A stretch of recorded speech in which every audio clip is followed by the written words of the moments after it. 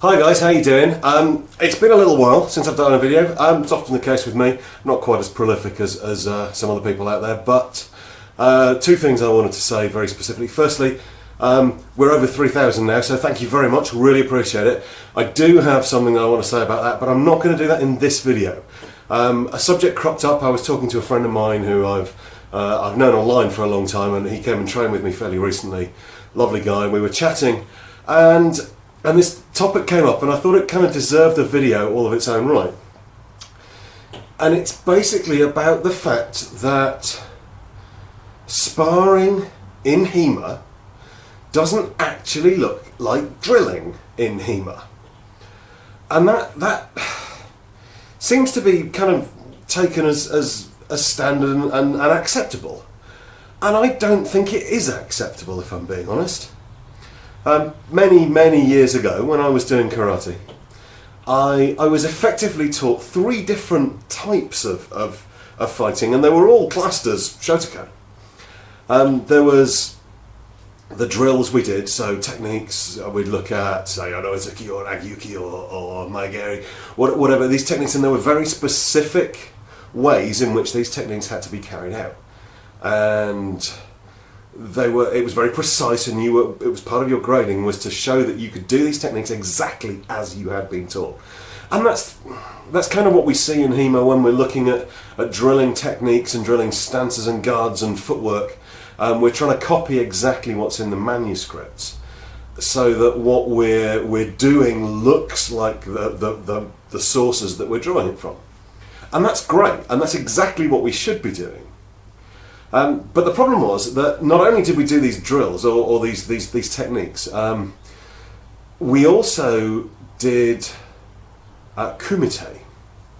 Now the word's got all sorts of implied connotations to it. Don't worry about that. But effectively, we looked at sparring, and to start off with, that's very controlled and it's pre-arranged, and you know exactly which techniques you're going to use to attack, and the other person knows exactly which techniques they're going to use to defend, and you do these 5-step sparring, then 3-step sparring, then 1-step sparring, then free sparring.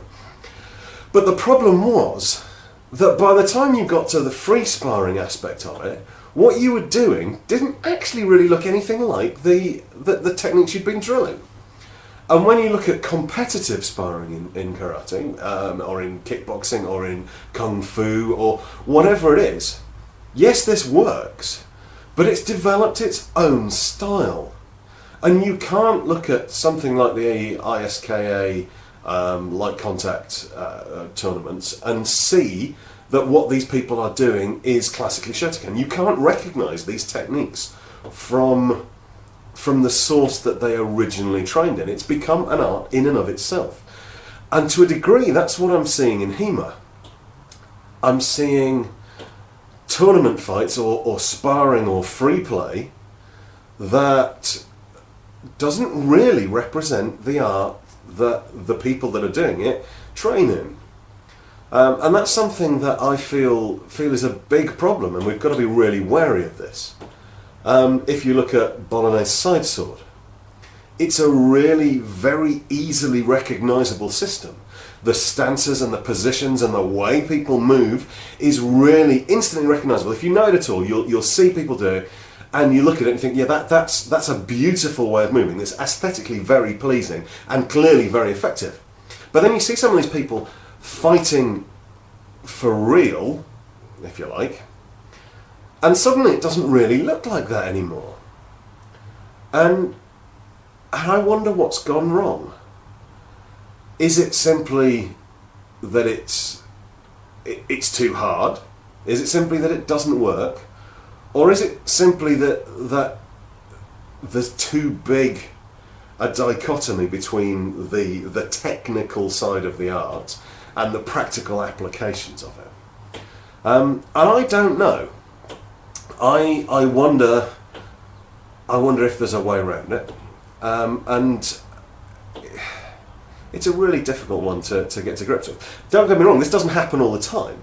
The tournament at Fight Camp in the summer that I ran, the Steel Saber tournament, had some of the best looking fights I've seen in an awfully long time, and I was really proud to have been part of that. My favourite was in the final, which was a round robin of 3 fighters, and all the fighters fought both of the other 2, and the points were tallied up.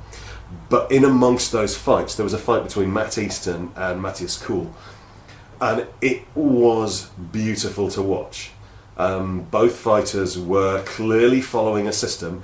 They fought from the guards. The footwork was straight out of the systems they used. There was defence, there were feints, there were counter-attacks. It was great. And if you want to see a fight between 2 people that have trained within a system and then use that system effectively when fighting, check it out. It's on Matt's YouTube channel somewhere. There's the whole tournament is one long video, so it's towards the end, 25-26 minutes in. Check it out, worth watching. But Sabre is a relatively easy system to do that with, because it's a relatively simple system. Now, it's quite effective, and one of the joys of Sabre is that you can fight within that system relatively quickly when you're learning it, whereas something like English Elizabethan backsword, very, very much more difficult. Bolognese side sword, much more difficult. But it doesn't necessarily make it a better or a worse system. So I think it's something that we really need to be aware of. And to be honest with you, it's something that for a little while I've been struggling with my club, in that we do these drills and we have these guards and these ward positions and we do this footwork and we train in these for the first hour of the class, and then we go off and do free play, and the 2 don't really look very similar at all. Now, to a degree, I don't mind as much, because the system that I'm looking at is based around biomechanical constants and not around specific techniques. So if you change the way you do those techniques but you stick to the theoretical concepts that underpin the art, then okay, you're still fighting within the art, but you've still got to try. So that's something that I've been working on and will be continuing to work on for a little while, but I'd be very interested to hear what you think. I don't really want to turn this into the kind of tournament versus proper fighting type debates. I don't want to turn it into this sport versus martial art debate, because I do believe that tournaments play a very valid part in what we do. I think they have a very important role to play. I think they help us develop our art in a way that you can't really develop without this complete unresisting opponent that you get within a tournament situation. And the stress levels are significantly higher. So please don't say, oh, that's just tournaments, they're crap. I think that there is a way to fix this. There is a way to address this.